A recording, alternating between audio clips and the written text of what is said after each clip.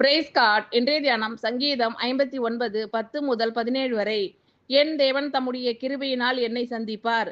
தேவன் என் சத்துருக்களுக்கு வரும் நீதி சரிகட்டுதலை நான் காணும்படி செய்வார்.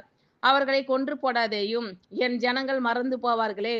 எங்கள் கேடகமாகிய ஆண்டவரே, உமது வல்லமையினால் அவர்களை சிதறடித்து அவர்களை தாழ்த்தி போடும். அவர்கள் உதடுகளின் பேச்சு அவர்கள் வாயின் பாவமாய் இருக்கிறது.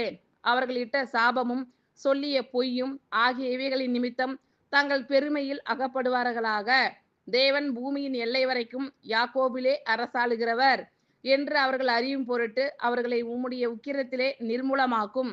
இனி இராதபடிக்கு அவர்களை நிர்மூலமாக்கும்.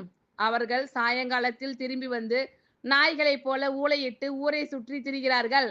அவர்கள் உணவுக்காக அலைந்து திரிந்து திருப்தி அடையாமல் முறுமுறுத்து கொண்டிருப்பார்கள்.